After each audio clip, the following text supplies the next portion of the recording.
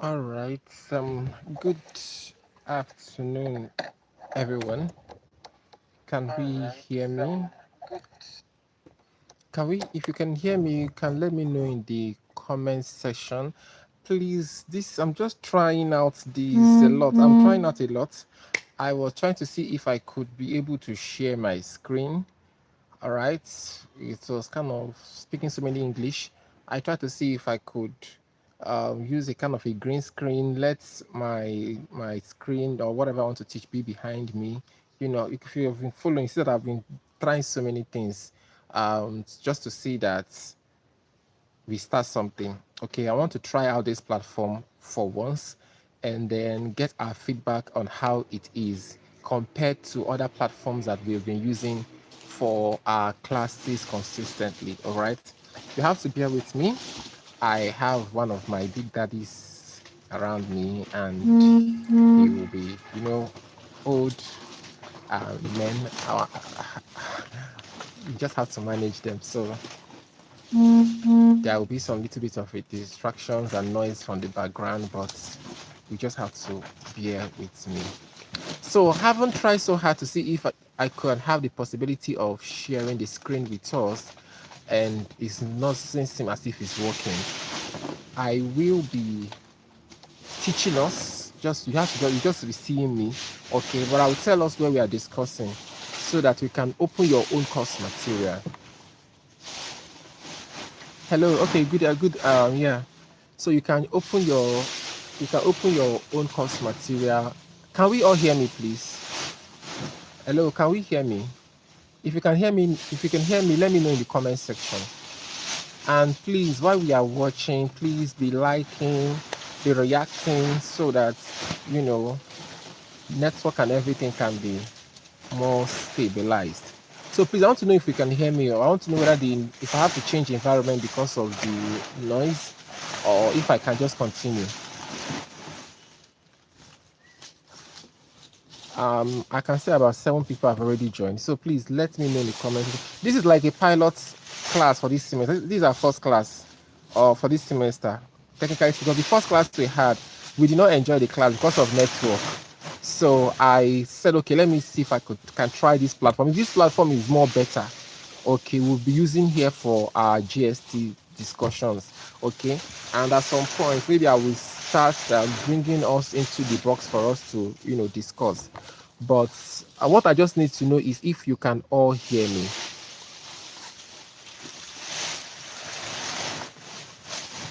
Hello?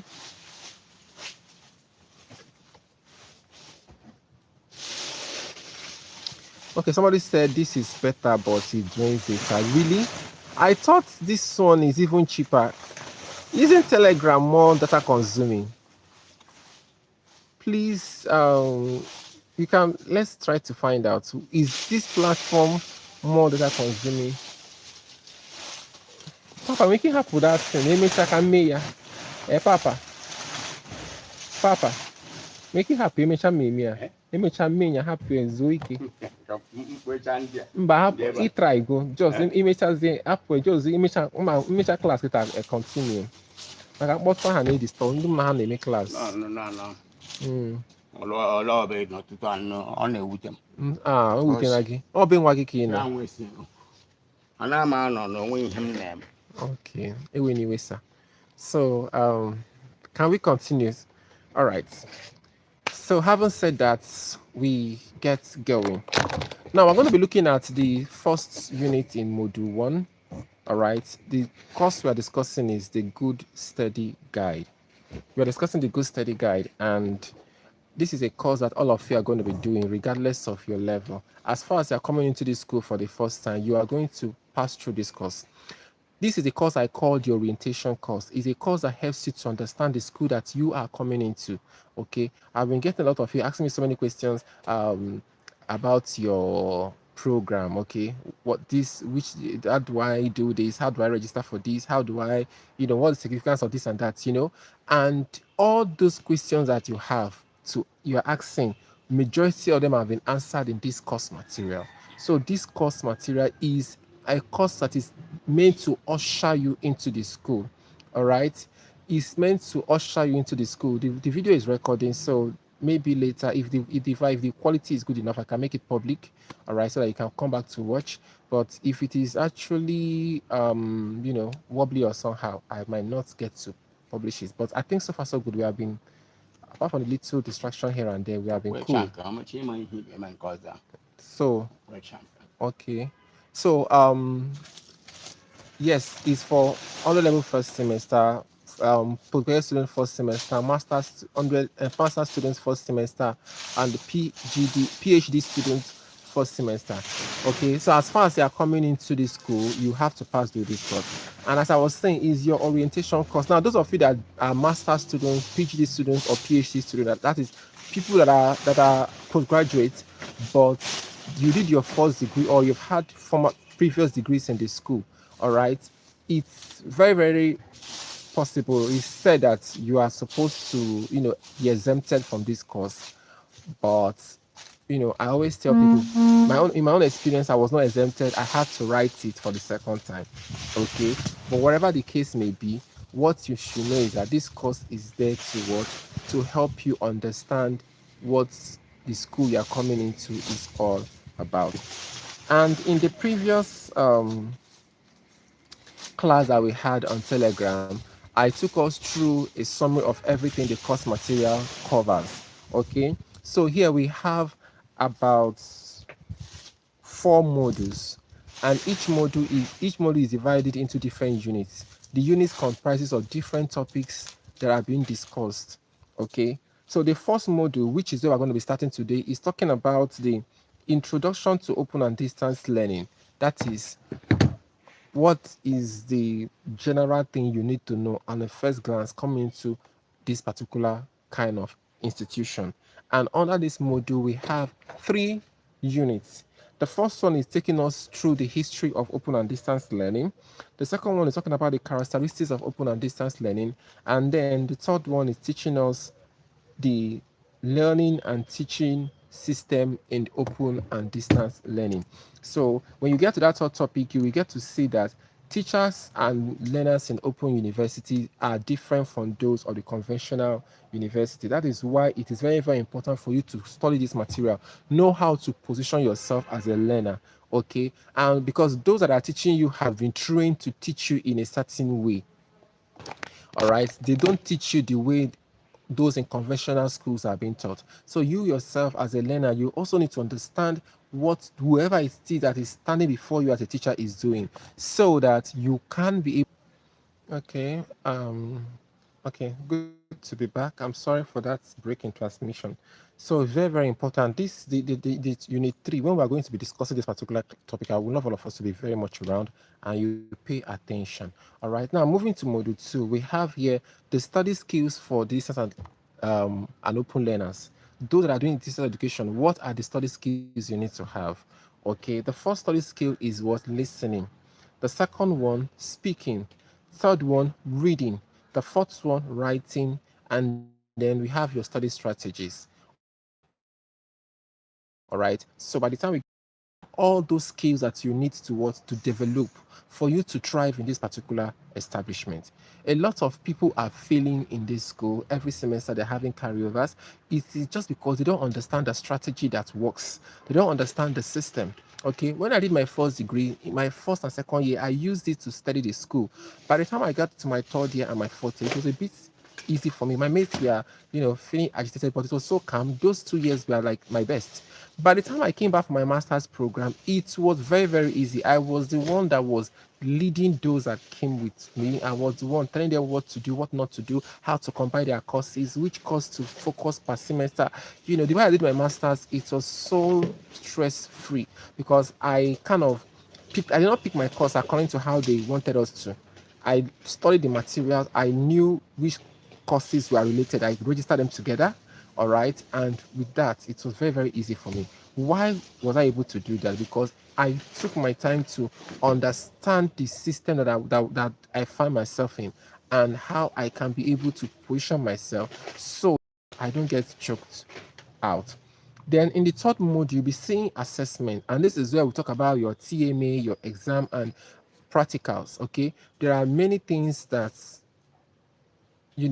comes into play when your assessment is being concerned. Basically, you have 30% of your um, score coming from TMA for majority of the courses, while 70 comes from examination. Now, for those courses that are non-examinable, that means the course is a course that you're not supposed to write exam on. Definitely, all the mark will be coming from the project you are supposed to write. Okay, there are some courses that are examinable, but you don't do TMA on them. For example, when you get to 300 level, you have a course they call GST 302. That's a course code. Okay, it's all about business planning and entrepreneurship. For that particular course, you're supposed to make a presentation on your business plan. All right, that will be graded, and after that, you write examination. There's no TMA for that course. Then, for those of us that are in science departments and computing department, you'll be doing a lot of practical courses, especially your 100 and 200 level. Now, for these courses, you're not going to be writing TMA. All right, so in such a case, the practical you're gonna do, you'll be evaluated and scored, and then whatever it is you get will be added to your examination score. So by the time we start talking about assessment and evaluation modes in open and distance learning, you get to see all this. So from the first unit, we talk about what the overview of assessment in open and distance learning.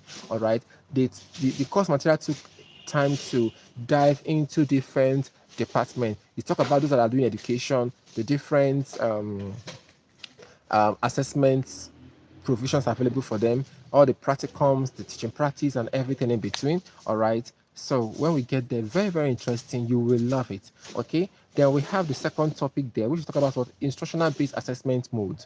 All right. What does it mean? You just have to be patient. When we get there, we'll discuss all that in details.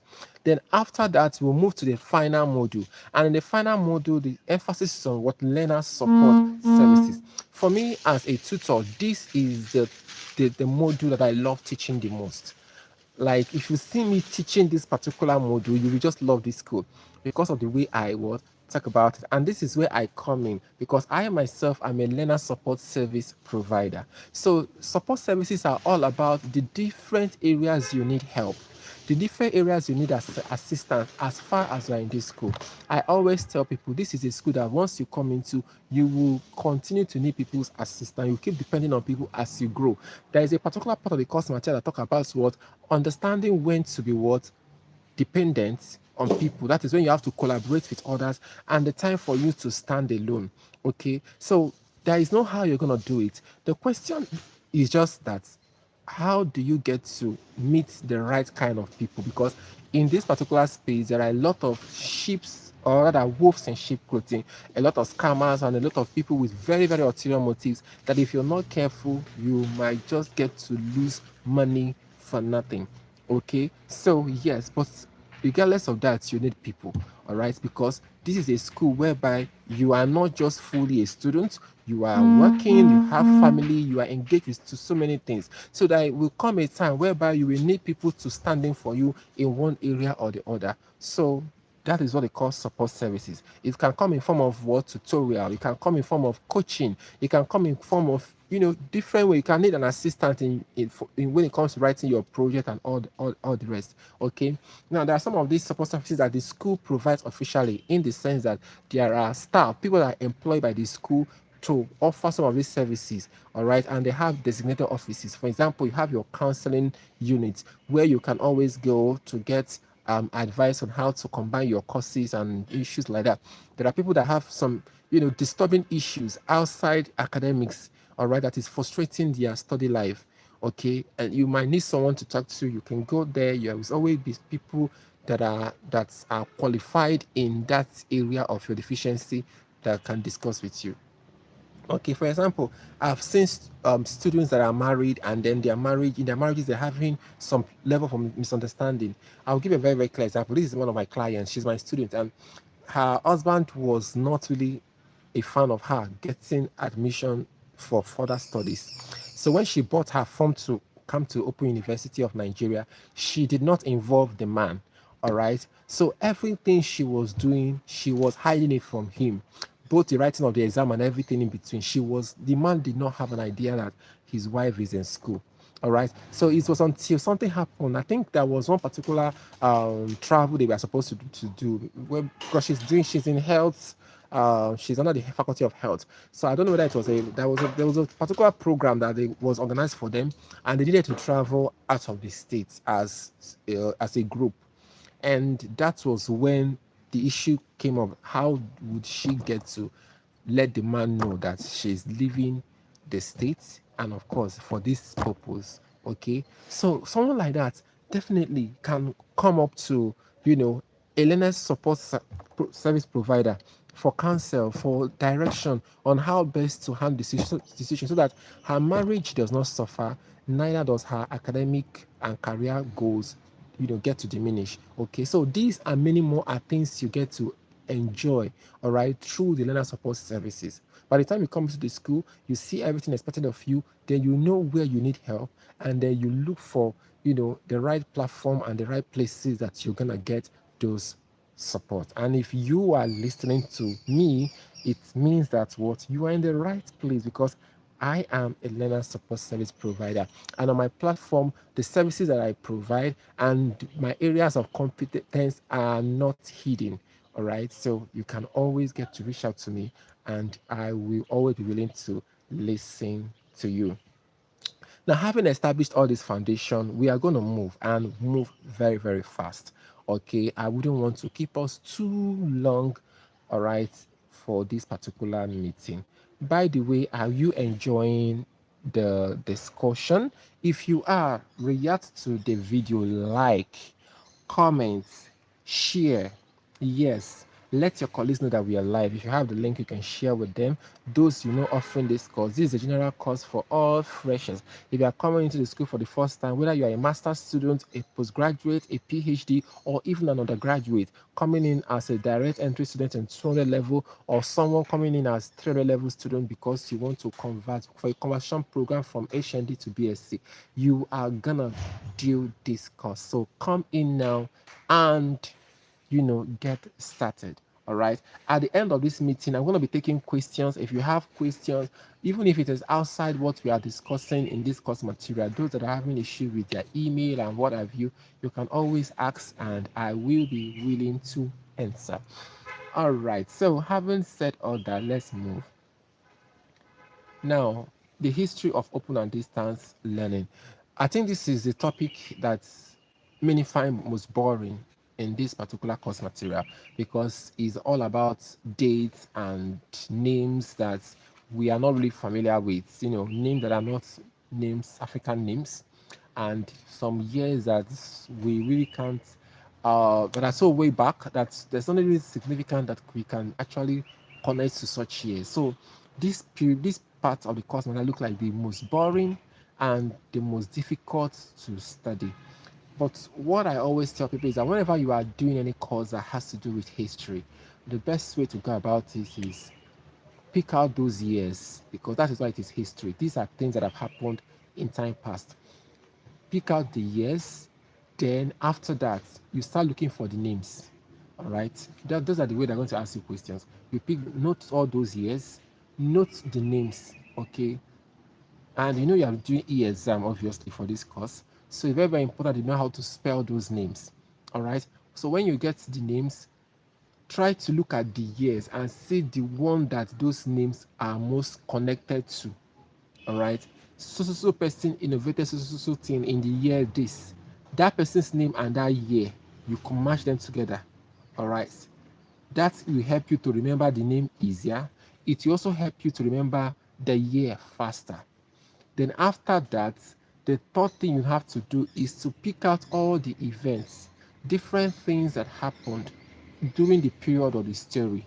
All right, and then you start matching them to the names and the years.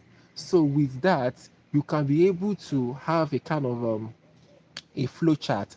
You can be able to diagrammatically, illustrate that story that was so long and boring.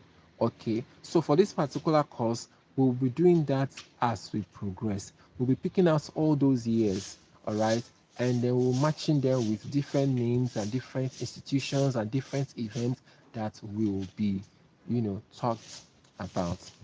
Now, the first thing the material did under this particular unit is to define open and distance learning. Okay, so if you have your course material, you can go down to, I would have loved to share my screen, but I'm still not familiar. I'm still trying to understand the system better. So maybe later, I'm trying to, I'm running this particular class through my mobile device. If I was doing this through my system, okay, I can easily share my screen because I have third-party apps that I use to do live videos through my system. So with that, I can share my screen and other things. But this one I'm trying to do with my phone. It's still possible to share my screen, but there are one or two things, don't want technicalities or the other that need to be in place, which I think is not. And for that reason, I'm not getting what I want. That is why I just chose to just show up since I already announced the class. But those that have their course material, you can just listen or and to me while you glance through and you will see what I'm talking about. If you go to page 10, for those that are using the soft copy version of the course material, you will see under the 3.1, they talk about the word definition of open and distance learning. Okay. Now, when it comes to definition, all right, one thing that you need to know is that um everybody cannot have the same way, cannot see the same thing the same way. All right. Yes. Look at me very well. If you are asked to describe me, a lot of people will say so many things. He's dark in complexion. Some might say he is tall. Some will say he's well spoken, he's soft spoken, he's this, he's that. You all have one thing or the other to say about me. If they say, oh, the boss, who is he? A lot of people will say many things. Oh, he's a now support service provider. He's an alumni of the school. He's a businessman. He's a PhD student. You have so many things to say about me based on how you see and how you feel. So whenever you are asked to define, okay, definitely a lot of authors will be cited. A lot of scholars will be mentioned. And at the end of the day, there will always be one definition that looks like the most accepted. Okay, yes, it happens everywhere. When you are asked to define economists, you can see there a lot of economists had their definition. Okay, but after everything, that of Leonard Robbins was still to be the most acceptable. Okay, so that is how it applies when it comes to open and distance learning. You can have many people see it anyhow, all right, but regardless of all of them, the most acceptable form of definition for the ODL happens to be the one provided by the Commonwealth of Learning. The Commonwealth of Learning, which is abbreviated COL. And according to this particular organization, in the year 2015, open and distance learning was seen to be a system of teaching and learning characterized by what? Separation of teacher and learner. The separation notes, emphasis on separation on teacher and learner. I'll take it again. The emphasis is on what? Separation of what? Teacher and learner. So the teacher and learner are not together. They are separated in two ways. It could be in what time. So while this class is going on, there are a lot of people that are supposed to be in this class, but for some reasons they are not. All right, they're supposed to be here with us, but they are not. Perhaps they are in their offices. Perhaps they have not yet got the notification. Perhaps they don't have data. Perhaps their mobile devices down. Perhaps they're in a noisy place, and for some reason, some could have joined. Excuse me, some could have joined and network would not have permitted them to stay, or some other things might have come up. All right. Now, at the end of the day, what it shows is that what so many people are supposed to be here, but they are not. All right, but they will still get to come back to watch the video because some of the things that we are seeing here, apart from the content in the course material, there are so many strategies and so many ideas that I'm dropping, so many things I'm saying here, even without intending it, that is going to help you. All right, now these people, they will come at their own convenience, perhaps when they come back from work, perhaps when they get to see the video, perhaps when they are free. All right, now what is happening when they choose to learn? I choose not to teach because I've taught at my own convenience, at my own time. Now they choose to learn at their own time. That is why in open and distance learning, you don't follow people. You don't begin to say, when is the class? When is that? You work based on your own pace. Okay, if they put class in the morning and that morning period you are busy, go to what, go to your work, do what you do. By the time you are free, come back. Those classes will have been recorded and kept. Okay, you consume it at that particular time. Okay, that is comfortable for you. So you are separated from your teacher by time. You are also separated from your teacher by what place.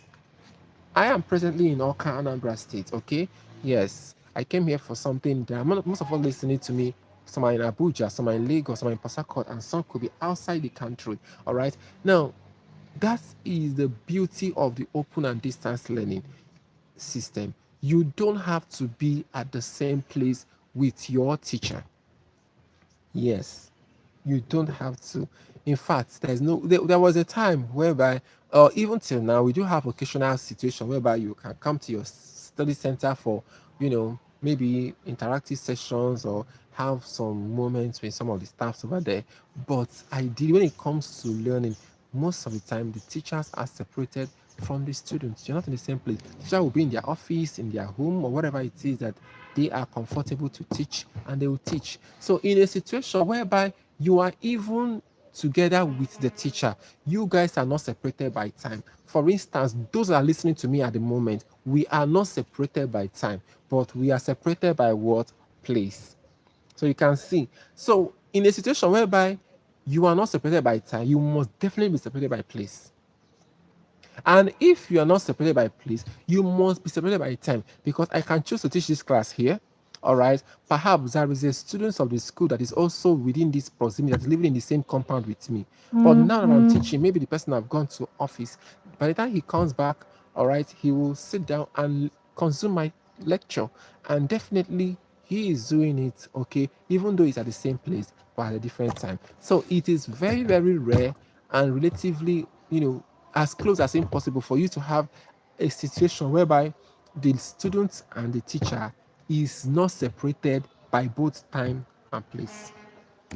Now, going back to the definition, we are told that what, apart from being separated by time and or place, there is also a what, use of multiple media for delivery of instruction.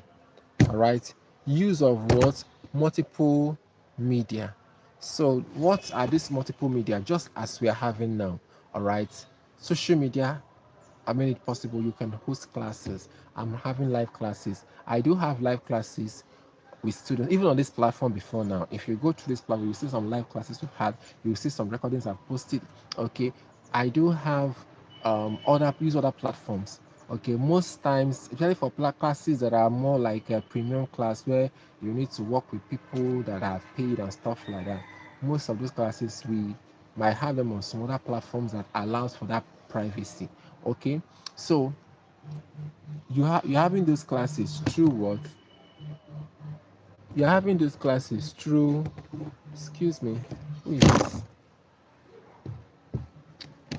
Through, you're having those classes through media, okay? Then, apart from that, hello, ma. Please, ma, I'll call you back. I'm in a class now. I'll call you back. Okay. So, the next thing we have to talk about is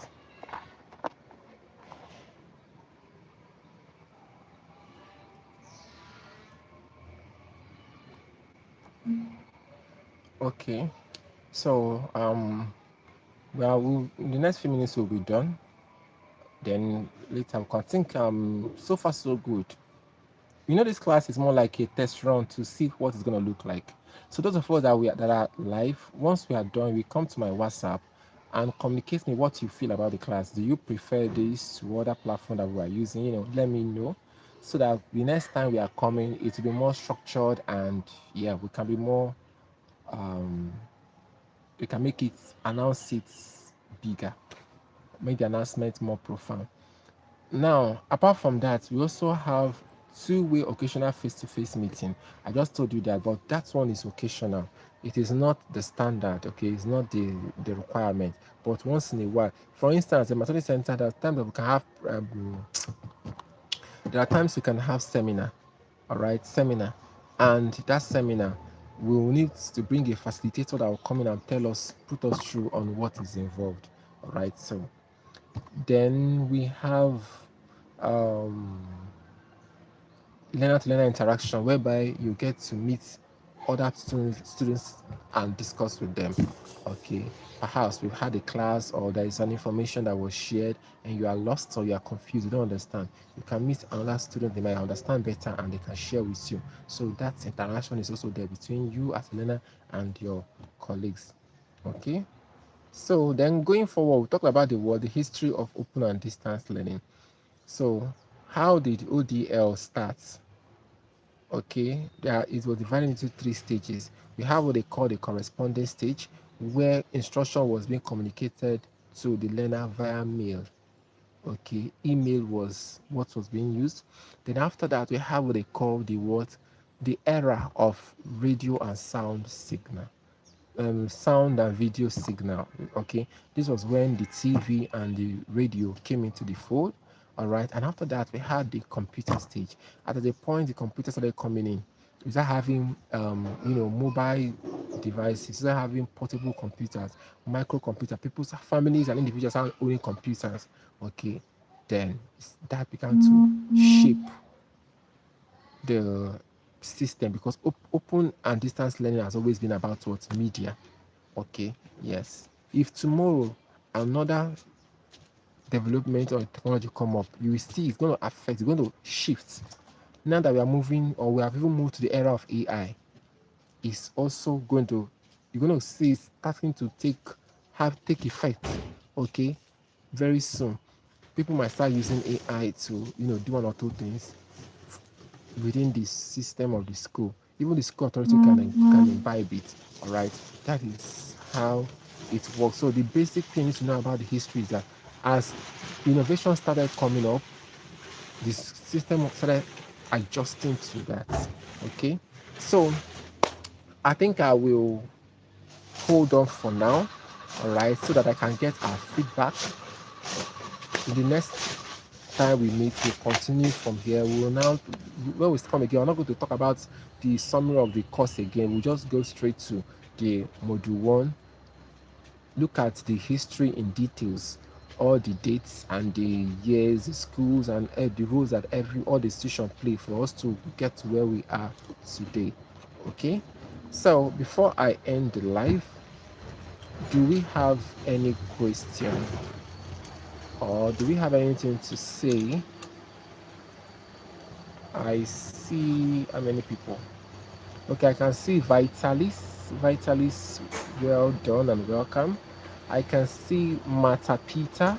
I can see Chill on Chill. I can see Glory Isiwa. I can see Akin Sola Olajumoke. I can see Aminat.